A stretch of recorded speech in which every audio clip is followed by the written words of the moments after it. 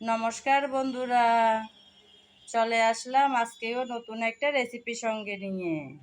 আশা করি আমার সকল বন্ধুরা ভালো আছেন, সুস্থ আছেন আর নিরাপদে আছেন। আজকে রান্না করব দন্দুল। দন্দুল রান্না করার জন্য এখানে আমি কিছুটা পরিমাণ নিলাম। শুরুতেই এই দন্দুল কেটে ধুয়ে পরিষ্কার করে তারপর চলে আসবো আপনাদের মাঝে। ততক্ষণ বন্ধুরা আপনারা আমার সঙ্গে থাকুন। দন্দুলগুলো সব কেটে ধুয়ে পরিষ্কার করে নিলাম। আমি এরকম টুকরা টুকরা সাইজ করে কেটে নিয়েছি। এবার চলে যাব রান্নায়। রান্নাটা বসানোর জন্য চুলায় একটা প্যান বসিয়ে তাতে পরিমাণ মতো তেল দিয়ে দিলাম। তেল গরম হয়ে যাওয়ার পর দিয়ে দিলাম কিছুটা পরিমাণ পেঁয়াজ কুচি।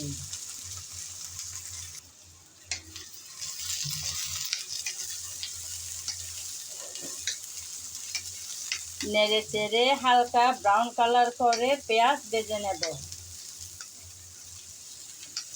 এখন যে প্রচণ্ড গরম, এই গরমে দন্দুলের তরকারি যদি থাকে ভীষণ ভালো হয় খেতে, শরীরের জন্যেও স্বাস্থ্যসম্মত হবে।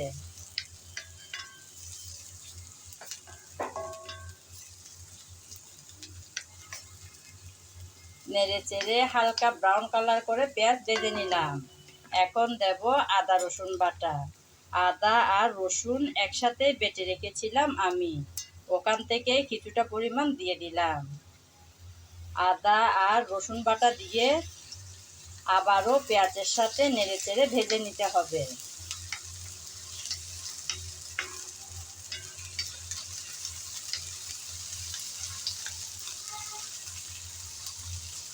নেড়ে চেড়ে আদা আর রসুন বাটা পেঁয়াজের সাথে ভেজে নিলাম। এখন দিয়ে দেব কিছুটা ছোট ছোট চিংড়ি রেখেছি সেগুলো, কারণ আজকে রান্নাটা করব আমি এই ছোট সামুদ্রিক চিংড়ি মাছ দিয়ে। নেড়ে চেড়ে পেঁয়াজের সাথে চিংড়ি ভেজে নেব। আপনাদের যদি এই নিয়মটা ভালো না লাগে তাহলে শুরুতেই তেল যখন বসানো হয়েছিল তখন চিংড়িগুলো ভেজে তুলে নিতে পারেন। আমি সময় কম লাগার জন্য এভাবেই একসাথে ভেজে নিচ্ছি। আসলে এখন গ্যাসের যে দাম বেড়েছে, আমরা চাইলে একটু একটু এভাবে বাঁচালে অনেকটাই লাস্টের দিকে বেঁচে যাবে। ছোট ছোট থেকেই তো বড় কিছু সৃষ্টি হয়, তাই না বন্ধুরা? 2-3 মিনিট নেড়ে চেড়ে নিলে হয়ে যাবে। আপনারা তো জানেন চিংড়ি ভাজতে খুব একটা বেশি সময় লাগে না। তারপরে হচ্ছে আমার চিংড়িগুলো একদম ছোট ছোট। কিছুক্ষণ সময় ধরে চিংড়ি ভেজে নিলাম। এখন দিয়ে দেব দন্দুল। দন্দুল দেওয়ার পর নেড়ে চেড়ে আবারও আগের মতন ভেজে নিতে হবে। যেভাবে চিংড়ি কিছুটা সময় ধরে ভেজে নিয়েছিলাম, এই দন্দুলও তেলের মধ্যে 2-1 মিনিট এভাবে নেড়ে চেড়ে ভেজে নিতে হবে।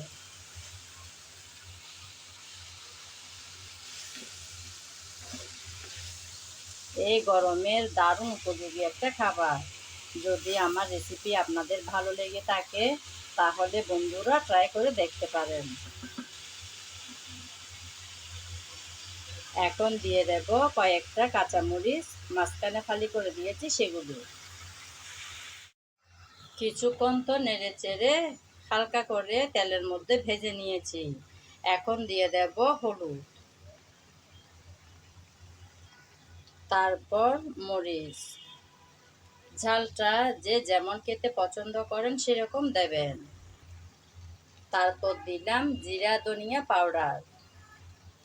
এবার দেব স্বাদ মতো লবণ। সব মশলা দেওয়ার পর নেড়ে চেড়ে ভালোভাবে কষিয়ে নিতে হবে। যারা আমার পুরানো বন্ধু আছেন তারা তো নিশ্চয়ই জানেন আমি সব সময় আমার রান্নার ভিডিওতে একটা কথা বলে থাকি, অর্থাৎ রান্নার ভালো স্বাদ আসে ভালোভাবে কষানোর উপর। যেমন সুন্দর কালার, সুন্দর ঘ্রাণ, ভালো স্বাদ, তিনোটাই কিন্তু আসে ভালোভাবে কষিয়ে নেওয়ার পর।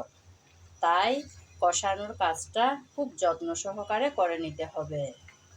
নেড়ে চেড়ে একটু মিশিয়ে নিলাম।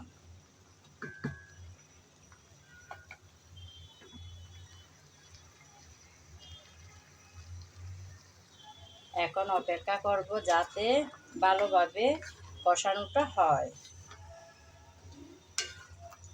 আমি এই দন্দুল কাটার পর ধুয়েছি, তাই চুলায় দেওয়ার সঙ্গে সঙ্গেই অনেকটা পানি বের হয়ে গেল। আপনারা তো দেখেছেন বন্ধুরা, আমি কিন্তু কোনো পানি ব্যবহার করিনি। এই দন্দুল থেকেই বের হয়ে গেল এতগুলো পানি।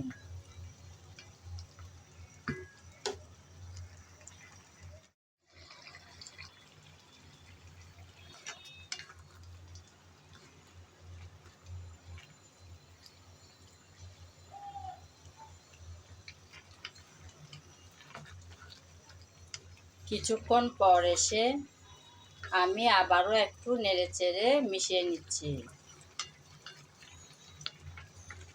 এই প্রচণ্ড গরমে এরকম হালকা পাতলা তেল মশলায় রান্না করা সবজি থাকলে ভীষণ ভালো হয়, খেতেও দারুণ আর স্বাস্থ্যকরও বটে। আবারও আমি কিছুক্ষণ রান্না করে নেব। বন্ধুরা, আবার চলে আসলাম ৩-৪ মিনিট পর। আমার রান্না কিন্তু প্রায় শেষের দিকে, যদিও বা এখনো গায়ে গায়ে ঝোল আছে। আমি কিন্তু যে পানি বের হয়েছে সবজি থেকে, সেই পানিটুকু অর্থাৎ ঝোলটুকু রেখে দেব। এটা এভাবে ঝোল ঝোল করে থাকবে। একদম রেডি হয়ে গেল বন্ধুরা। দেখলেন তো কত সহজ, কিন্তু খেতে দারুণ এই রেসিপিটা। আপনাদের যদি ভালো লেগে থাকে আমার আজকের রেসিপি, চাইলে একবার ট্রাই করে দেখতে পারেন। খেতে কিন্তু দারুণ।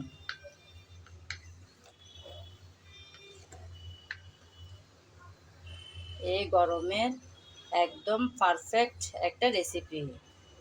দন্দুল আর চিংড়ি দিয়ে এই সুন্দর রান্নাটা চাইলে ট্রাই করতে পারেন।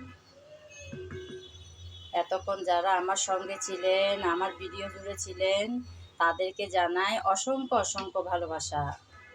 আগামী ভিডিও দেখার আমন্ত্রণ জানিয়ে আজ এখানেই বিদায় নিলাম। সবাই ভালো থাকবেন, সুস্থ থাকবেন আর নিরাপদে থাকবেন। আপনাদের হাতের কাছে যদি ধনেপাতা থেকে থাকে তাহলে দিতে পারেন, ভীষণ সুন্দর হবে, স্বাদের সাথে ঘ্রাণটাও হবে। আমার কাছে নাই বিদায় আমি আজকে ধনেপাতা দিতে পারলাম না। সবাই ভালো থাকবেন, নমস্কার।